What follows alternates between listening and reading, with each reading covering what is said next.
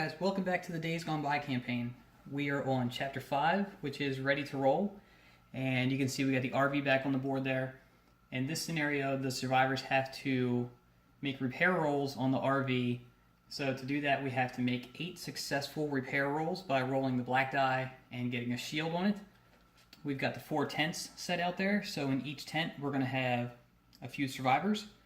Each tent also has a supply marker with it, and there are 2 supply markers on top of the camper. We're going to start with 4 sentries out there around the campfire, and we have to try and keep the walkers at least 3 inches away from the campfire. So let's go over the survivors that we're going to be bringing into the woods. Alright, we're going to rush through these guys here real quick because we have lots of survivors with lots of equipment. So we're going to start out with Rick. Rick's going to have a 9mm pistol, his hatchet, and his police jacket.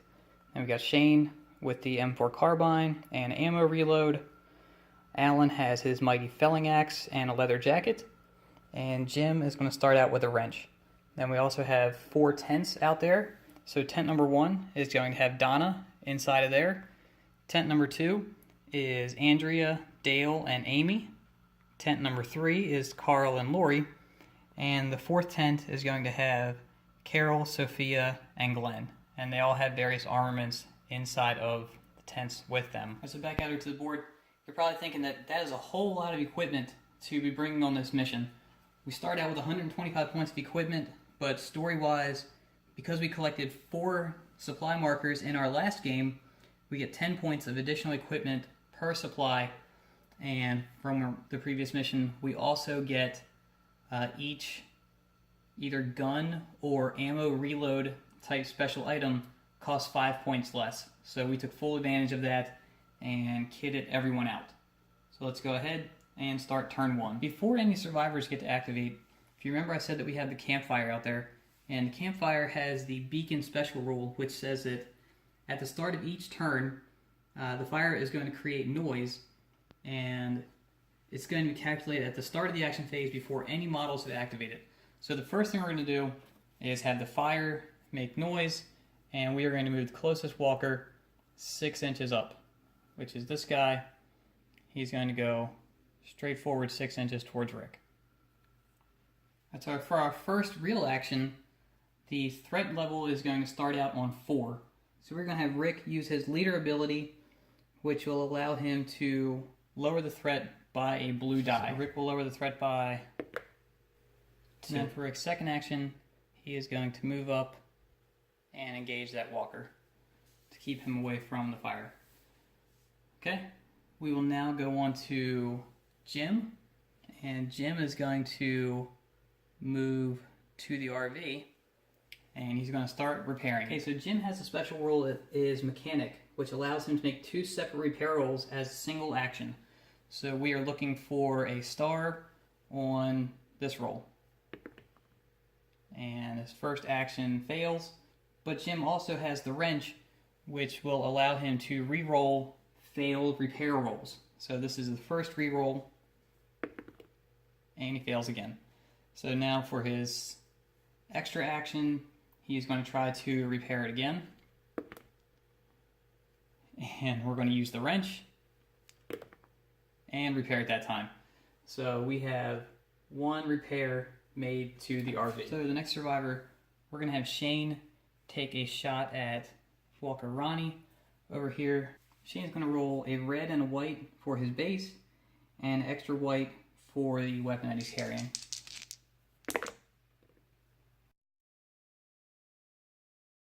So Shane is going to take him out. We will now roll for the ammo check.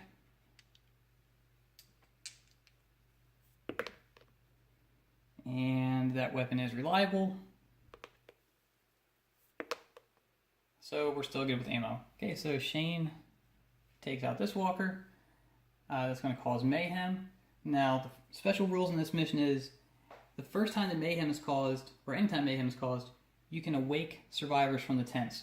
So we are going to choose tent number 2 and awaken Dale. So he's going to come out and be in base contact with his tent. So we'll do that. We'll move all the walkers that we're going to move from mayhem. we'll increase the threat to 3, and I'll show you what the board looks like after that. Alright, so we'll show you the board here. We had Dale come out of his tent. He starts in contact with the opening right there. Then we had a couple walkers move up. So we got that walker there. He moved in, ran into the tent. The walker behind ran into the backside of the RV. And this other walker over here came up and ran into the tent as well. So all in all, not too bad. Okay, so Dale can't activate this turn. That leaves us with Alan. So we're going to get Alan on his first action to try and lower the threat 1, and he does. So the threat comes down to 2, and for his second action, Alan is way more equipped to face this walker over here who's probably going to go into Dale's kill zone. So we're going to have Alan move out this way so that he can have that walker come into contact with him. So that's all of our survivors gone.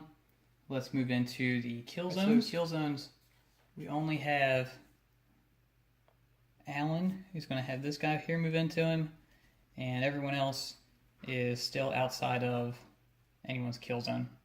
So with that, we'll go into the event phase. So our first event card is going to be Rouse Lurkers. So +1 threat. We are in all quiet. So shuffle any discard lurker cards back into the supply deck. So we don't have any lurker cards out there. So that's all we're going to get to. Alright, for combat, we are going to increase threat again by 1, up to threat 4. And we'll start with Rick and the 1 walker. Okay, so Rick is going to be rolling a white die by default, and an extra white die because of his hatchet against the walker's single purple. Because of Rick's hatchet rule, if he rolls the headshot, then he gets to make a automatic red die attack. So we just need to not blank on this. So Rick's going to win combat. Rick's going to remove this walker. So we now move on to Alan against a single walker. So Alan is going to roll a single white base and then 2 additional white because of the felling axe against the lone walker purple die.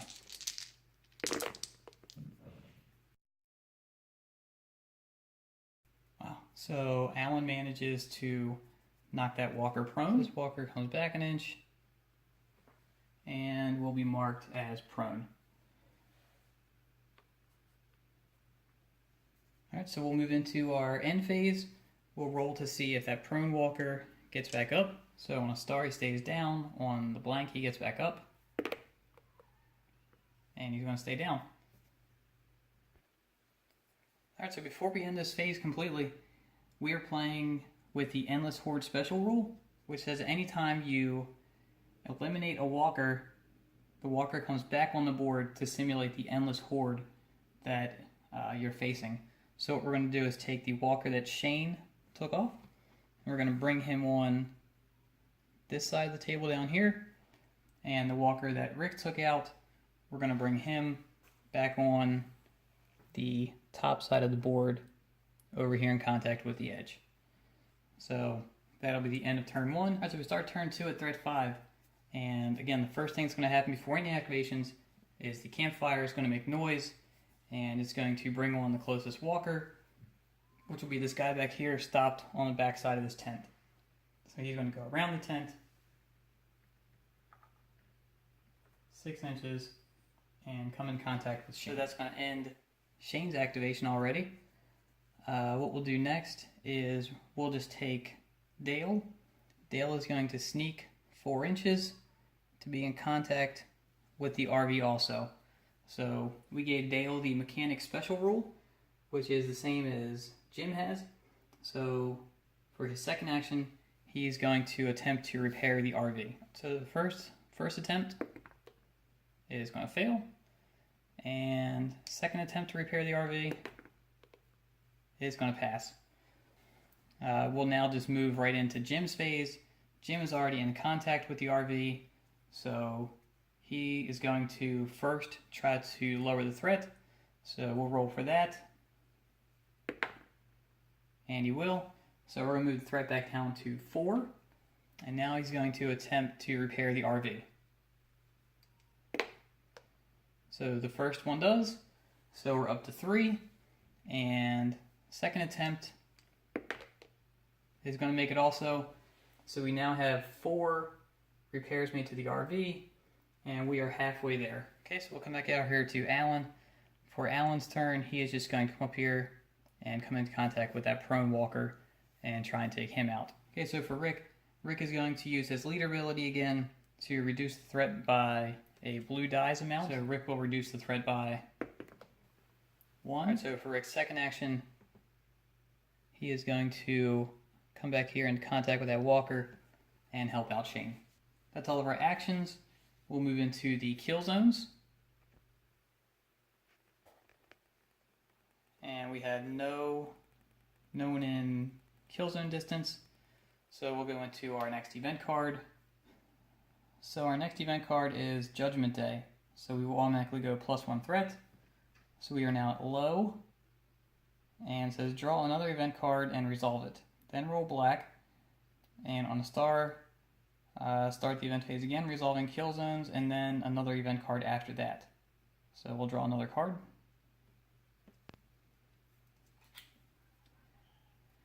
Second event card, Grim Recognition, +1 threat again. To 5, all threat levels. Player with initiative chooses a survivor within the standing walker's kill zone. The chosen survivor must panic in its next activation. Place this card face up. So here's what we're going to do with that event card. We're going to have Jim, because he is in the kill zone of this walker that Rick and Shane are fighting. We'll put that panic die next to him so I don't forget about it. And he is going to panic in the next phase. So now we come back to this one, and we're now going to roll the 50-50 die, and we're going to look for, in my case, I like to do blank is bad, star is good. So on a blank, we are going to start the event phase all over again. Alright, so we are going to start again. Okay, so kill zones. There's still no one in kill zone range. We are going to draw another event card.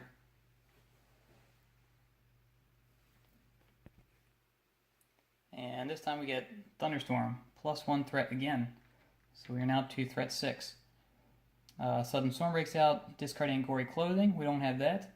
While the storm is in effect, we cannot shoot at targets more than 8 inches away, unless we roll the 50-50. Alright, so we can finally be done with the event phase and move into the melee phase. So because we have combat, we'll increase the threat by 1 up to threat 7, and we'll start combat with Rick and Shane against this one walker. I'm going to roll the 1 walker defense first, and then I'll roll all of our survivors after that so we can separate them. Alright, so the walker is going to blank. So we'll roll Rick first. He is double white. And Rick rolls a 1 with no headshots, and Shane gets to roll a white as well. And Shane is able to take him out barehanded. Alright, so now we come over here, we have Alan against the 1 prone walker. Alright, so we'll roll this one.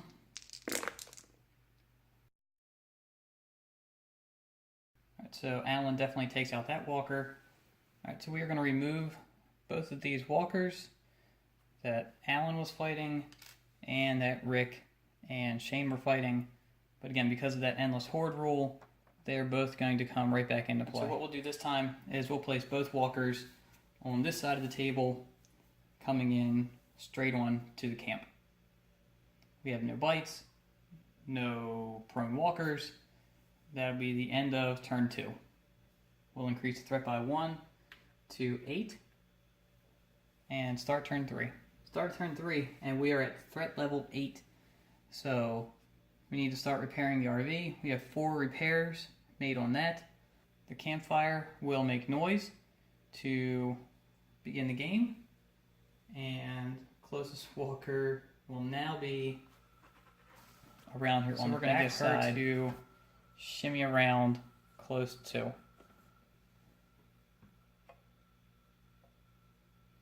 She's going to go down to the front of the RV now. you can see her kind of peeking around the corner there at us. All right, so we're going to get Alan over here to run back and head her off. So Alan's just going to fly back this way to her, and then she's going to come up into contact with Alan back here at the front of the RV. Alright, so next up we're going to get Shane to take some shots at these walkers down here, which just came on the board. So he is going to use the first shot to try and take out this walker. So first shot, and he's going to knock that walker prone.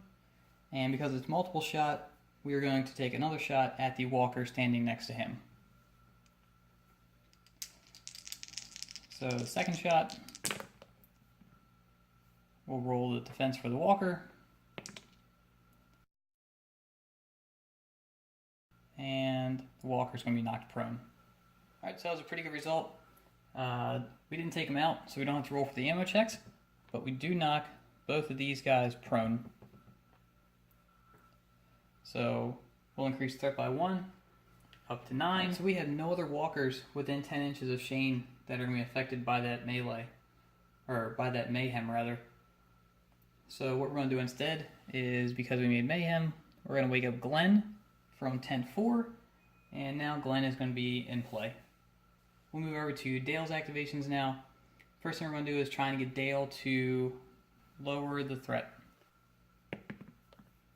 So we don't. The threat's going to stay where it is. While we're down here, we're just going to get Dale for his next action to try and repair the RV. First attempt, we do. So that gets us up to 5, and he gets to roll 1 more. We get that one too. So we are now up to 6 repairs on the RV. Alright, so let's go ahead and get Jim out of the way. Jim has to panic this phase. So we'll roll the panic and see what happens to Jim. So Jim gets to make 1 action that does not make noise. So with that, we are going to attempt to repair the RV. And we fail. We'll use our wrench and pass. So that gets up to 7. And for our second repair, we'll use the wrench again and fail. So we are stuck on 7 repairs for the RV this turn. Alright, so that leaves us with Rick left to activate. So for Rick's first turn, he's going to try to lower the threat. So we'll lower it by 1 down to 8. So for Rick's second action, he's going to come over here on this side of the campfire by about 4 inches or so, just to here, in case something tries to draw in those walkers from the bottom of the board. Okay, so that's going to be all of our actions. You can see kill zone check. Everyone is outside of any walkers except for Alan, who's already in contact. So we'll move right into our event card. Our event card is going to be Feeding Frenzy. So we are at low threat now. So we're going to roll black for each survivor engaged in melee against 1 or more walkers, which is Alan. On a blank, the model loses 1 health. And on a star, he's okay. We're going to invert that. So we'll roll for Alan. We'll roll the black die. And we are going to lose 1 health. So Alan goes down to 4. Alright, so I'm looking at this now, and I realize that I allowed Shane to shoot at those 2 walkers there at the front of the board while the Thunderstorm card was still in play. So what I'm going to do to remedy that is go back, roll the black die now. If I don't roll the badge, I'll remove those 2 prone walkers, or I'm sorry, remove those 2 prone markers, and we'll leave those 2 guys standing and say that Shane shot and missed. So we need a badge on this one. And we don't get it. So those 2 guys are going to be back up. Alright, so apparently Shane tried to shoot into the Thunderstorm and missed both of these guys. Right, so we'll move into the melee phase down here, increase the threat by 1, back up to 9, and we'll have Alan against this one walker.